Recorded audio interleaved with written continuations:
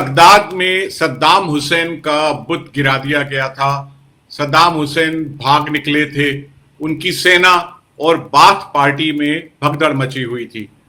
इसके करीब एक महीने बाद उस वक्त के यूएस के president George W Bush navy के जेट से यूएसएस अब्राहम लिंकन पे उतरे और उनके पीछे एक बैनर लगा हुआ था, मिशन अकम्प्लिश्ड। और बुश ने चमचमाते हुए चेहरे से बोला कि major combat operations in Iraq are over. लेकिन वो जो बैनर है वो बुश को लगातार हॉन्ट करता रहा।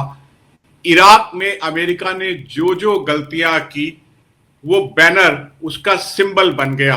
क्या ईरान वॉर अब डोनाल्ड ट्रंप के लिए मिशन अनअकम्प्लिश्ड है, क्योंकि वो जो कुछ हासिल करने के लिए निकले थे वो उन्हें मिला नहीं। हम इजराइल का मान सकते हैं कि उनकी एक रीजनल अप्रोच है। ईरान उनके लिए लगातार एक एग्जिस्टेंशियल खतरा था। ईरान का न्यूक्लियर प्रोग्राम उनके लिए खतरे की बात थी और ईरान की इस क्षमता को डिग्रेड करना उनका एक अहम मकसद था। लेकिन अमेरिका को क्या मिला? डोनाल्ड ट्रंप को आखिरकार क्या मिला? वो रिजीम चेंज करने निकले थे, लेकिन रिजीम चेंज नहीं हुई, बल्कि जो पुरानी रिजीम थी वही फिर से दृढ़ता से वही जम गई। ईरान के लोगों का सबसे बड़ा नुकसान हुआ। ईरान के लोग धीरे धीरे क्लेरिक रिजीम के खिलाफ आवाज उठा रहे थे, सड़कों पे उतर आए थे। लेकिन जिस तरीके से इजराइल और अमेरिका ने वहां बम्बार्डमेंट की है, उसके बाद वहां लोगों का प्रोटेस्ट भी खत्म हो गया है। मरता क्या ना करता किस्म की हालत है। अमेरिका और इजराइल के बम उन पे गिर रहे हैं और रिजीम, एक ऑपरेसिव रिजीम ऑलरेडी वहां पे हारी। तो ईरान की जनता जिसकी मदद करने के लिए अगर डोनाल्ड ट्रंप निकले थे, तो उनका उन्होंने सबसे बड़ा नुकसान कर दिया है। तीसरे हफ्ते में युद्ध है, क्या हालात है ताजा, इस बारे में मेरे साथ एक बार फिर से मौजूद हैं सुरेंद्र सिंह ओबरॉय, फ्लैश पॉइंट में रायसीना रिपोर्ट्स की खास प्रस्तुति। सुरेंद्र जी, आपका बहुत बहुत स्वागत है। क्या कहा जाए डोनाल्ड ट्रंप को? ना खुदा ही मिला, ना विसाले सनम, ना इधर के रहे ना उधर के रहे। बिल्कुल, आप ठीक पिन पॉइंट पे you are putting a hammer on the nail. देखिए, काश डोनाल्ड ट्रंप ने भी उस बैनर को अच्छी तरह पढ़ा होता और उसके कॉन्सिक्वेंसेस क्या हुए अच्छी तरह समझा होता है। लेकिन वो 1-1.5 साल से जब से भी हुकूमत कर रहे हैं, लास्ट जनवरी से अभी 15 महीने हो गए हैं उनकी, वो ऐसे इश्यूज में इन्वॉल्व हैं कि कहीं पे वो रिसर्च बेस्ड काम कर ही नहीं रहे हैं। आप देखिए, जो लोग उनको गाइड कर सकते हैं, जैसे बड़े बड़े थिंक टैंक्स हैं, ब्रुकिंग है, सिम्पसन सेंटर है, कार्नेगी है, बड़े वेल नोन थिंक टैंक्स और उनके सीनियर स्कॉलर्स बड़े स्पेशलिस्ट हैं who could see into their crystal ball. क्या कभी उन्होंने उनसे टेस्टिमनी ली? अब दूसरी तरफ चले जाइए, जो बड़ी बड़ी यूनिवर्सिटी है, जिन सब लोगों का ख्वाब होता है कि मैं हार्वर्ड में जाऊं, मैं वॉशिंगटन डीसी की यूनिवर्सिटी में जाऊं, मतलब किसी भी अच्छी यूनिवर्सिटी में अगर जाना है, और वहां के प्रोफेसर्स देखिए कितनी नॉलेज हो गई, और जो लोग ना सिर्फ अपनी ओल्ड नॉलेज यूज करते हैं और जो इतनी ह्यूज लाइब्रेरीज और रिकॉर्ड्स हैं वहां पे, बल्कि यूथ, जो नया यूथ वहां पे आ रहा होता है स्टूडेंट्स का, उनके साथ भी इंटरैक्ट और रिसर्चेस करा रहे होते हैं और एक असेसमेंट मिल जाती है। तो दूसरा सवाल मैं आपसे यही पूछूंगा, जो आप कह रहे थे अकम्प्लिश्ड मिशन, क्या कभी आपने उनको देखा किसी यूनिवर्सिटी में जाते हुए और डिस्कशंस करते हुए, या उन प्रोफेसर्स को या रिसर्चर्स को लाने के लिए? शायद ये बहुत बड़ी इनकी कमी है कि ये किसी और पे विश्वास नहीं करते हैं और एक छोटी सी अपनी टोली बनाई हुई है, एक किचन कैबिनेट जैसी बनाई हुई है, जिसपे हर चीज पे हाँ वो लोग कर देते हैं, चाहे वो ठीक डिसीजन ले रहे हैं चाहे गलत ले रहे हैं। डोनाल्ड ट्रंप का सुरेंद्र जी, डोनाल्ड ट्रंप का शुरुआत से ही कहना है कि वो जो फैसले करते हैं वो एक गट फीलिंग से करते हैं। और अगर आप जिस तरीके से देखें, उनकी जो किचन कैबिनेट है वो भी सारी की सारी उनके सामने नतमस्तक है। पीट हेक्सी, अमेरिका के डिफेंस सेक्रेटरी उर्फ वॉर सेक्रेटरी, उनका कहना है कि अगर युद्ध खत्म करना है तो ये फैसला जो है डोनाल्ड ट्रंप करेंगे। तुलसी गैबर्ड का बयान देखिए, उनका कहना है कि अगर डोनाल्ड ट्रंप ने ईरान पर हमला करने का फैसला किया तो जो इंटेलिजेंस थी वो डोनाल्ड ट्रंप के पास ही थी कि किन वजूहात से उन्होंने फैसला किया। उनकी अप्रूवल रेटिंग जो है वो डाउन हो चुकी है, अमेरिकन इकोनॉमी गर्त में जा रही है, स्टॉक मार्केट गिरा हुआ है, पूरी दुनिया में तेल और गैस की कमी से हाहाकार मचने वाला है, हवाई टिकट महंगे होने वाले हैं, सप्लाई चेन्स के दाम जो है वो बढ़ने वाले हैं। लेकिन डोनाल्ड ट्रंप लगातार एक उन्होंने नेतन्याहू को बोला कि अब आप ईरान की एनर्जी साइट्स पे हमला नहीं करेंगे, नेतन्याहू ने भी मान लिया। लेकिन जो साउथ पार्स पे हमला था उसने किस तरीके से भयानक हाहाकार मचाया है वो आप जानते ही हैं। क्या मकसद है डोनाल्ड ट्रंप के ईरान वॉर का, कुछ समझ में आ रहा है आपको? नहीं, सब लोग कंफ्यूज हैं इसी में। आप देखिए, जो 3 हफ्ते के अंदर अंदर उन्होंने इवन जो उनका इस वक्त बेस्ट फ्रेंड है इजराइल, उसके अगेंस्ट भी कल वेडनेसडे को उन्होंने बोल दिया था कि मेरे को पता नहीं, हमारे बगैर ही अटैक किया है। आप सोचिए, जब आप दोनों मिलके एक अटैक कर रहे हैं, आप ईरान के ऊपर आपने कहा है कि इट्स ए जॉइंट अटैक, तो सॉरी मैं आपको टोक रहा हूं, जो आपने बात बोली कि इजराइल से भी उनका तनातनी हो गई है, उसमें सीएनएन की रिपोर्टिंग है। उस रिपोर्टिंग में डोनाल्ड ट्रंप के इस बयान को गलत बताया गया है कि इजराइल ने खुद ही ये फैसला किया कि वो साउथ पार्स पे हमला करेगा। उस रिपोर्टिंग में कहा गया है सोर्सेज के हवाले से कि डोनाल्ड ट्रंप को पता था कि साउथ पार्स पे हमला होने वाला है, या अमेरिकन एडमिनिस्ट्रेशन को पता था। मेरा असेसमेंट भी यही है कि देखिए, जब आप दो पार्टनर्स किसी थर्ड वर्ल्ड कंट्री के ऊपर काम कर रहे हैं तो आपका एक वॉर रूम में पूरा स्ट्रेटेजी होती है। कोई डिसीजन जो बड़ी लेनी है वो एक दूसरे के पूछने के बगैर नहीं लेंगे, और आप उन जगहों पे अटैक कर रहे हैं जो इंटरनेशनल लॉ आपको बैन कर रहा है। आप मुझे बताइए, ऑयल फील्ड्स के ऊपर अटैक हो सकता है, डैम्स के ऊपर हो सकता है, न्यूक्लियर जो इश्यूज वो हैं उन पे हो सकता है। ये अटैक करना ही एक बड़े बड़े बॉम्ब्स हैं किस्म के, और मैसिव होगा। ये चीजें सारी प्रोहिबिट की हुई हैं जिनीवा कन्वेंशन 1, 2, 3, 4 में। अगर आप देखेंगे जो लॉज हैं इनके, कि आप जो एरिया सिविलियंस का आता है या यूज कॉमन का होता है, जैसे हॉस्पिटल्स हैं, उन पे आप अटैक नहीं करेंगे। तो ये डिसीजन जब वो ले रहे हैं कि हम जाके उनके गैस के फील्ड के ऊपर अटैक कर रहे हैं, तो वो अकेले तो सवाल ही नहीं पैदा होता कि वो अपना डिसीजन इजराइल वाले लेंगे।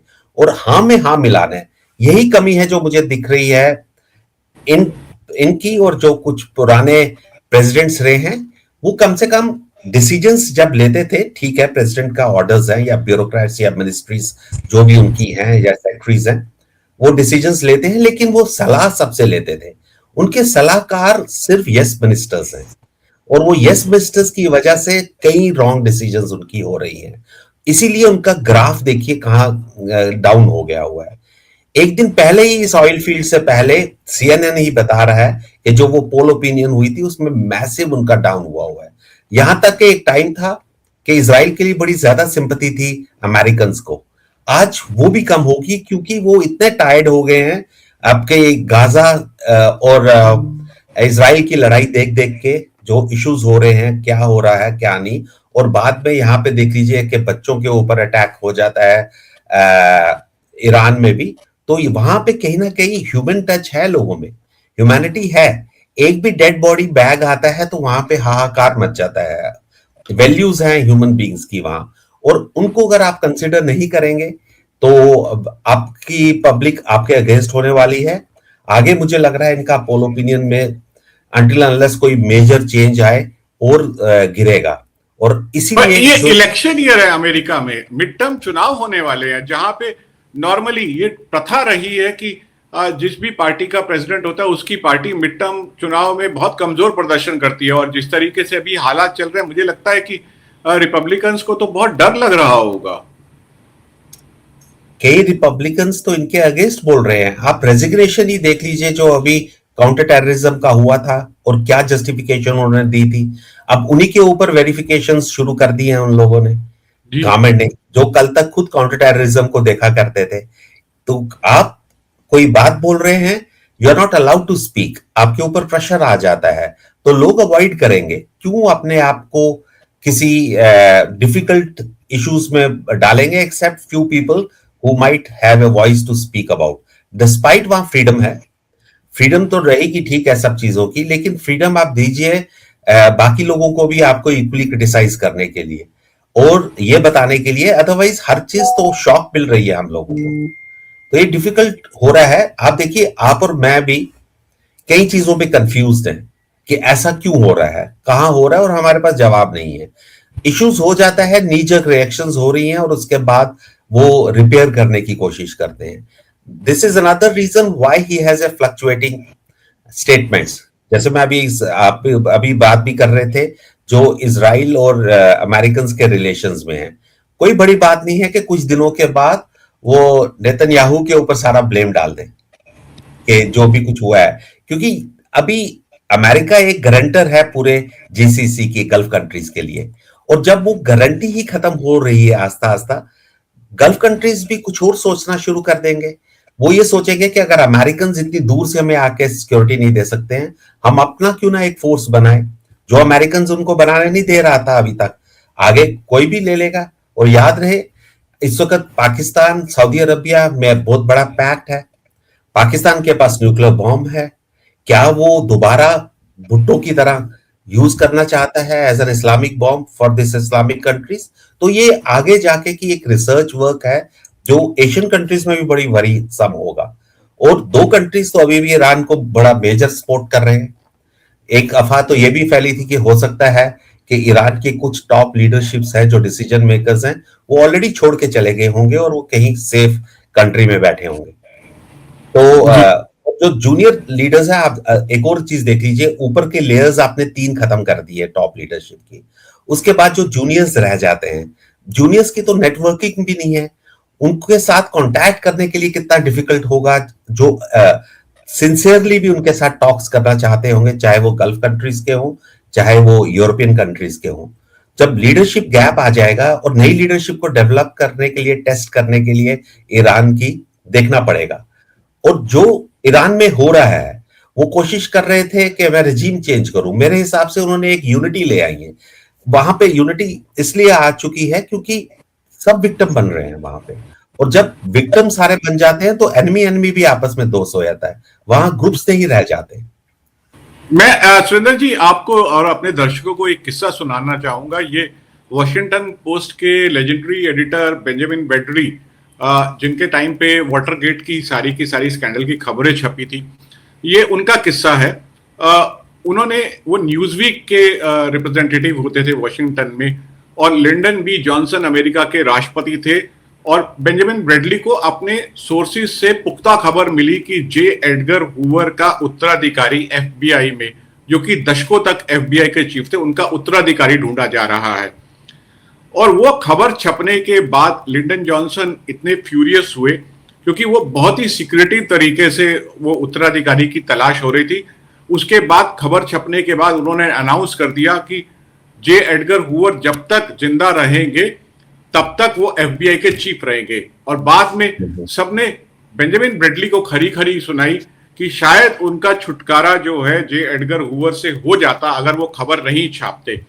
सिमिलरली मुझे लगता है कि ईरान वॉर में जिस तरीके से जनता क्लेरिक रिजीम के खिलाफ खड़ी हो रही थी और अपनी आवाज उठा रही थी, लगातार पूरी देश में प्रोटेस्ट चल रहे थे, डोनाल्ड ट्रंप ने ये युद्ध छेड़ के उस जनता के उस मकसद को, जो रिजीम चेंज का जो मकसद था कि एक वहां पे डेमोक्रेटिक या जनता के फेवर की एक रिजीम की स्थापना करना, वो मकसद डिफीट हो गया है। बिल्कुल बिल्कुल बिल्कुल, आप वही एग्जैक्टली मैं कह रहा हूं, जब आप विक्टिम्स बन जाते हो और आपको मालूम है कुछ नहीं है, तो एक दूसरे की आप सिंपैथी गेन करते हैं। आपने भी वॉर्स कवर की होंगी, आप देखिए कितना फेयर हो जाता है लोगों को जब आप ग्राउंड पे जाते हो। वो हर आदमी से डरते हैं, मीडिया पर्सन से डरते हैं कि वो उनके एजेंट तो नहीं, कोई ऐसा तो नहीं है, और सस्पिशन और डिसेप्शन इतना ज्यादा उस जगह पे हो जाता है। फाइनली लोगों की अपनी रोजी वगैरह खत्म है, उनके लव्ड वंस मर रहे हैं, तो एक वहां अब वर्ड शहादत वहां पे एक रैंक बन गया हुआ है। अब देखिए जो मार्टियर हो रहा है, एक उसके लिए एक इंपॉर्टेंस बनती जा रही है। उसके कई चीजें, वो जो शिया मुस्लिम्स के बीच में ज्यादा केयरफुल हो जाते हैं। और क्या खमानी के जो उनके स्पिरिचुअल लीडर्स हैं, हम लोग आई मीन उनकी इमेज आज तक खत्म नहीं की है। वो अगर लीडर खाली ईरान के नहीं, वो सारे थ्रू आउट शिया लीडर्स हैं। और आज देखिए, आज नवरोज है, और आज कल कल नवरोज है, और फिर ईद है कुछ जगह पे आज मनाई जा रही है, एशिया वगैरह में कल मनाई जाएगी कुछ जगहों पे। तो उस चीज पे कम से कम एक दिन का सीज फायर भी कर सकते थे, नहीं किया है। और हो क्या रहा है कि जो कतार का फ्लैगशिप प्रोजेक्ट है, रास लफान की एनर्जी कॉम्प्लेक्स, इतना कॉम्प्लिकेटेड हो गया है कि आज उनकी अपनी मिनिस्टर की स्टेटमेंट आ रही है कि अगले 5 साल तक हमारी 17% की प्रोडक्शन डाउन हो गई है। और मैं मानता हूं अगर 5 साल नहीं, चलो 2 साल ही। अब आप देखिए हम इंडिया में कितना अफेक्टेड होंगे। हमारा 50% नियरली एलएनजी वगैरह वहीं से आ रहा था। तो एक मेजर इशू आ जाएगा। एक तो रास लफान का हो गया है, और दूसरा जो स्टेट ऑफ हार्मुज का हो रहा है, उस पे भी बिल्कुल ईरान का कंट्रोल है, कोई साथ नहीं आ रहा है। इवन दो आज वो इंटरनेशनल मैरीटाइम ने बोला है कि हम लोग नेगोशिएशन स्टार्ट कर रहे हैं, और there is some development which has taken place, and most probably वो शुरू हो जाएगी। तो कहीं ना कहीं यूरोप अब कोशिश कर रहा है कि मैं नेगोशिएशंस करूं, मैं सफर ना करूं because of Americans, and they have been giving now a lot of signal Americans को, स्पेशली डोनाल्ड ट्रंप को। तो जैसे आप कह रहे थे, शांति बहाली यूरोप के अपने हित में है, क्योंकि पहले वो रशिया से जितनी गैस खरीदते थे, जिसपे यूरोप की बहुत बड़ी व्यवस्था टिकी हुई है, घर की गर्मी से लेकर खाना पकाने से लेकर तमाम चीजें जो हैं गैस पे चलती हैं, वो रास्ता उनका बंद हो गया यूक्रेन पर हमला करने के बाद। उसके बाद उन्होंने वेस्ट एशिया से ये गैस खरीदना शुरू किया। अब वो भी खतरे में पड़ गया है। तो यूरोप के लिए तो ये बहुत बड़ी खतरे की घंटी है, क्योंकि अमेरिका जो है वो सेल्फ सफिशिएंट है गैस और ऑयल को लेकर। जी जी, उनके पास तो रिजर्व भी काफी ज्यादा है, और वो तो कल अपना इंडिविजुअली अपने रिजर्व तो अभी निकाल ही रहे हैं, आप निकालना शुरू कर देंगे at the time of emergency. लेकिन जो असर पड़ेगा हम जैसी कंट्रीज को, एशियन कंट्रीज को, इवन बियॉन्ड जो ईस्ट एशियन कंट्रीज वगैरह हैं या अफ्रीकन कंट्रीज को, देखिए आज इनके दो क्या कहते हैं उन्हें, वो they call it in their language LNG processing जो होता है, जहां वो गैस को लिक्विड में चेंज करते हैं, ट्रेन्स यूजुअली बोला जाता है उनको। वो 2 सिर्फ डैमेज हुए हैं, और 2 डैमेज होने से 17% डाउन हो गया। ये खाली कतर का है। ईरान में ऑलरेडी सोचिए कितने लॉसेस हो रहे हैं, और अगर ईरान से भी बंद हो गया आना, कतर से भी आना बंद हो गया, ये तो हालत बुरी हो जाएगी। आज जैसे हमारा इंडियन रुपी 93 हो गया $1 का, और आप देख लीजिए बाकी गोल्ड शोल्ड वगैरह के प्राइसेस भी शूट आउट करेंगे, और रॉ जो ऑयल है उसका देखिए कितना बड़ा रेट बढ़ता ही जा रहा है। तो it's a loss in billions now. अब 3 हफ्ते, आज कल 4 हफ्ते पूरे होने वाले हैं, नियरली 1 महीना हो जाने वाला है 1-2 दिन के अंदर।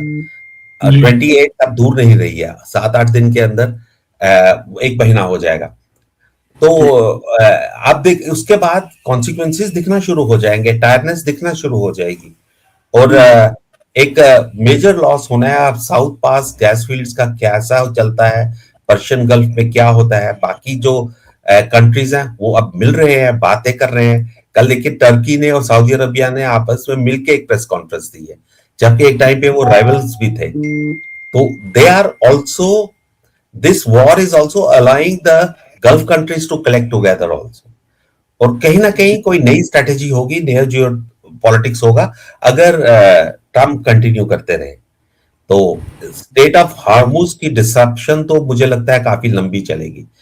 It's become a big issue, और वॉर स्प्रेड एनर्जी कॉरिडोर में होना is one of the major dangerous part है, जो हम पहले हफ्ते में बात कर रहे थे कि वहां पे नहीं होना चाहिए, and it's illegal to on economy business वगैरह के ऊपर इस तरह अटैक करने के लिए। जी, बहुत बहुत शुक्रिया सुरेंद्र जी, इस उम्मीद के साथ कि डोनाल्ड ट्रंप जो है वो देर आयत दुरुस्त आयत की तरह एक फैसला लेंगे इस युद्ध को खत्म करने का, क्योंकि सभी पत्ते उन्हीं के हाथ में हैं, ताकि पूरी दुनिया में जो तेल और गैस की कमी से दिक्कतें आ रही हैं वो सब दूर हो सके।